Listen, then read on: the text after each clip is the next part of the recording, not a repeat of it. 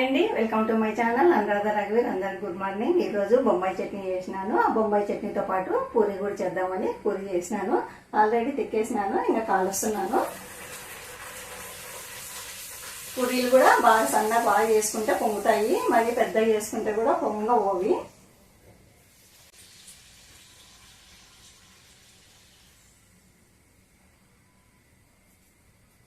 ఇట్లా పొంగుతాయి బాగా. అన్నీ కూడా సన్నగా చేసుకోవాలా, కొంచెం మందం చేసుకోవాలా. మరి పల్చాగా చేసుకుంటే కరకర అంటాయి. బొంబాయి చట్నీలోకి తినడానికి రాదు. ఇంకోసారి ఎప్పుడన్నా పూరి ఎలా తయారు చేయాలో చూపిస్తాను. అందరికి వచ్చు, కానీ కొన్ని కొన్ని ట్రిక్స్ ఉంటాయి కదా, అవన్నీ తెలిస్తే మనకు కూడా బాగా నేర్చుకుంటాం అన్నమాట. ఇది కూడా మన ఒక చదువు లాగానే, మన జీవితాంతము ఏదో ఒక చదువు చదువుతూనే ఉండాల్సిందే, తప్పదు. ఇంకా అనుకుంటాం అన్నీ వచ్చు అనుకుంటాం, కానీ మనకు రానివి చాలా ఉన్నాయి. అవన్నీ కూడా చదువుతూనే ఉండాలి జీవితాంతము. మనము బతికున్నంత కాలము చదువుకుంటూనే ఉండాల్సిందే. ఇది పెద్ద చిన్న అనేది ఏం తేడా లేదు. ఎవరైనా కూడా ఎవరి దగ్గరైనా కూడా నేర్చుకోవచ్చు మనము.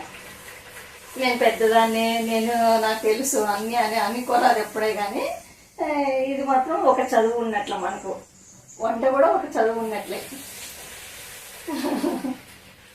అంతే కదండి, మీరే చెప్పండి, అవునా కాదా? అయిపోయినాయి, ఇంకా బంద్ చేస్తున్నాను. నా మనవనికి టైం అయిపోయింది. ఈరోజు శుక్రవారం కదా, టైం అయిపోయింది. ఇక పూరి ముందు గ్యాస్ అంటించుకొని కడాయి పెట్టి ఆయిల్ వేసుకున్నాము.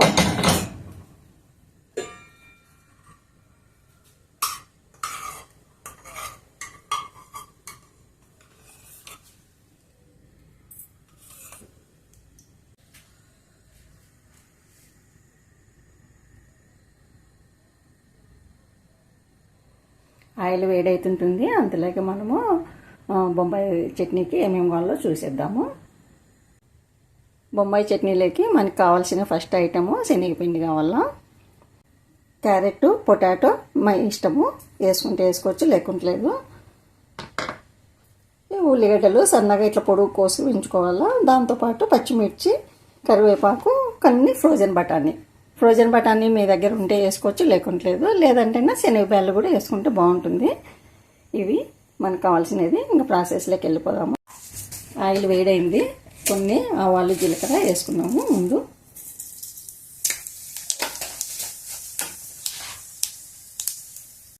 ఆవాలు జీలకర్ర వేగిపోయినాయి. పచ్చిమిర్చి, కరివేపాకు, ఉల్లిగడ్డలు కొంచెం మగ్గనిద్దాము. ఉల్లిగడ్డల్ని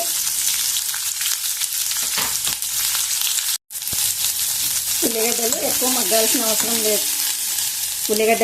మగ్గాల్సిన అవసరం లేదు. దాంతోపాటు ఇప్పుడు కొంచెం ఇదైనాయి కదా ఆయిల్లో, ఇప్పుడు పొటాటో ముక్కలు, క్యారెట్ ముక్కలు కూడా వేసేస్తాము.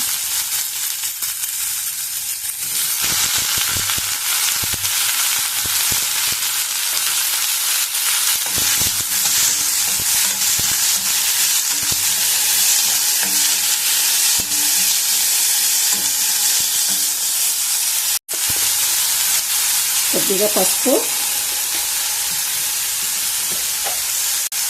కొంచెం సాల్ట్. మంటని సిమ్లో ఉంచుకొని కొద్దిసేపు మగ్గనిద్దాము.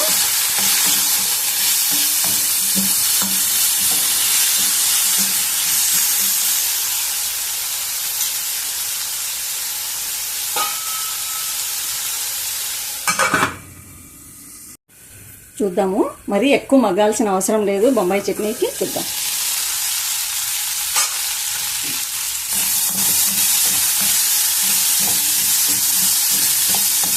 ఇంకైతే చాలు. ఇప్పుడు తగినంత వాటర్ వేసుకున్నాము.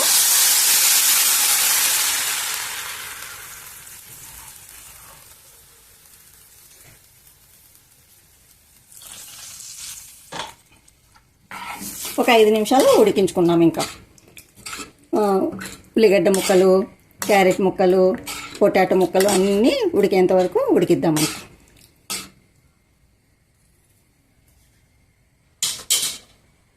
ఒక 5 నిమిషాలు ఉడికించుకున్నాము.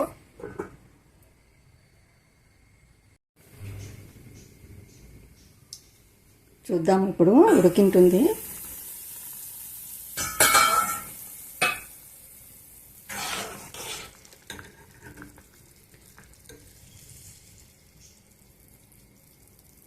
ఉడికిపోయింది. ఇప్పుడు శనగపిండిలో ఏమి వంటలు ఏమి లేకోకుండా కొన్ని నీళ్ళు వేసుకొని కలుపుకుంటే ఇట్లా ఏమి వంటలు ఉండదు.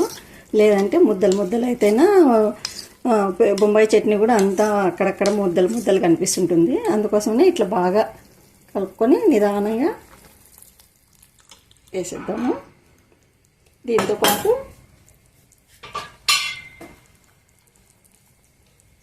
ఫ్రోజన్ బఠానీ కూడా వేసేద్దాం. ఇప్పుడే కొంచెం వాటర్ ఏమన్నా కావాలనుకుంటేనే చూసుకొని కొంచెం వాటర్ వేసుకుంటే కూడా సరిపోతుంది. గట్టిగా అయింది కదా, ఇట్లా గట్టిగా కాకుండా ఇంకా ఉడకల 5 నిమిషాలు ఉడకల కాబట్టి నేను కొంచెం వాటర్ వేస్తున్నాను. ఇంకా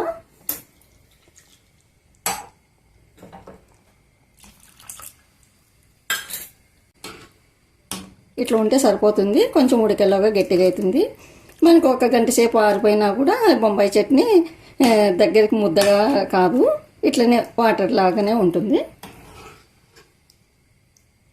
ఒక 5 నిమిషాలు ఉడికిద్దాం. ఇంకా అయిపోయింది. చూద్దాం ఇప్పుడు.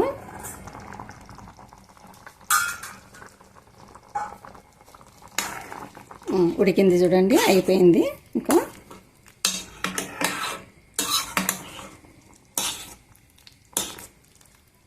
ఇంత ఉంటే మనకు ఆరినా కూడా గట్టిగా కాదనమాట, అట్లనే ఉంటుంది. ఈ బొంబాయి చట్నీ ఇప్పుడు అందరూ దోశల్లో కూడా వేస్తున్నారు కదా. దోశ, పూరి, చపాతి అట్లా ఏ దాంట్లోకైనా కూడా చాలా బాగుంటుంది. ఒకసారి ట్రై చేయండి.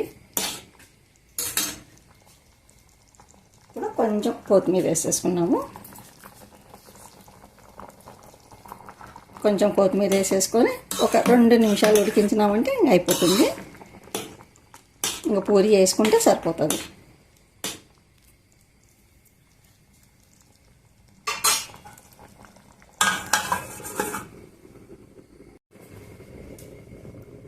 చూద్దాం ఇప్పుడు. అయిపోయింది. ఇంకా పని చేద్దాం స్టవ్. మీకు నచ్చితే లైక్ చేయండి, షేర్ చేయండి, సబ్స్క్రైబ్ చేసుకోండి. మరో మంచి రెసిపీతో మీ ముందుంటాను. ఓకేనండి, బాయ్.